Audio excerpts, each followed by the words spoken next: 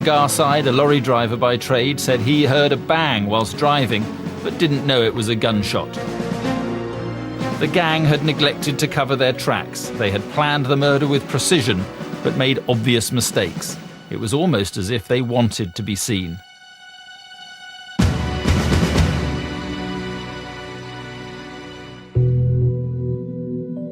But what drove this gang of 7 to murder? Was it purely a desire for notoriety, or to put the Warwickshire chapter of the Outlaws on the map? I think we know why Gerry Tobin was killed. Gerry Tobin wasn't killed because of who he was, because of anything Gerry Tobin had done as an individual. Gerry Tobin was killed because he was a member of a gang. Gerry Tobin was killed because of the uniform, the gang uniform, the patch, the Hells Angels patch that he was wearing. So the rival outlaws wanted to kill an enemy. They wanted to kill a Hells Angels, and they didn't care who it was.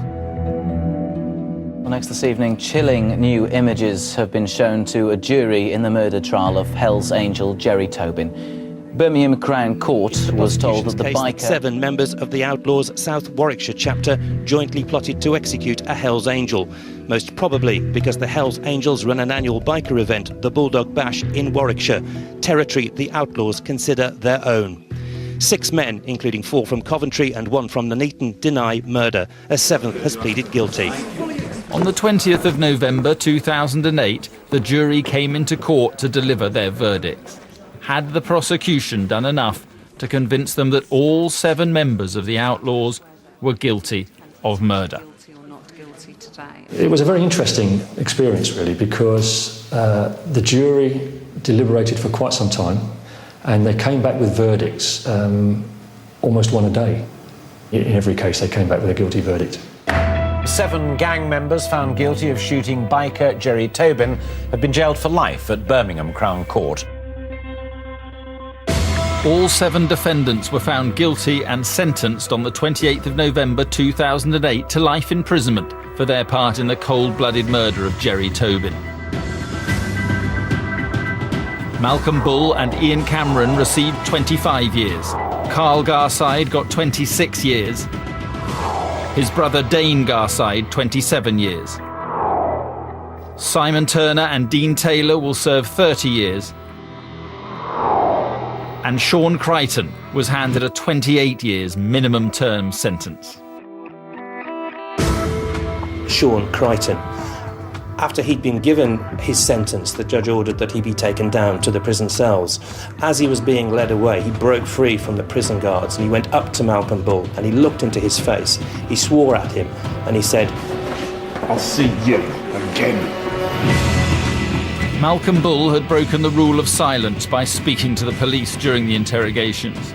In Crichton's eyes, this made him a grass. His life was now in mortal danger. It was chilling. When that threat was made, the word can only be chilling. Because of Crichton's death threats, Malcolm Bull is now serving his life sentence in a separate high-security prison for his own safety. No longer is he a member of the outlaw motorcycle gang. As for the rest, they will not be darkening our streets for a very long time.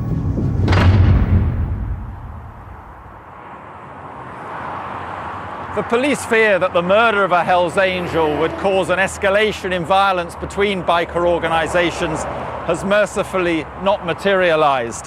The Hells Angels say they're a motorcycle club, not a criminal gang. And maybe bringing the killers to justice quickly also helped calm the situation.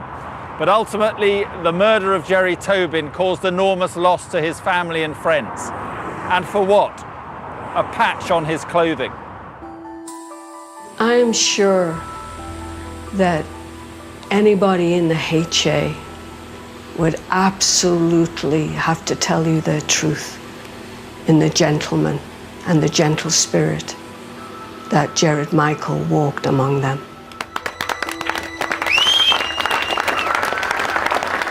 And how they had said to us as a family that Gerard Michael was a man of few words, but the words he spoke were worth listening to. They were wise words.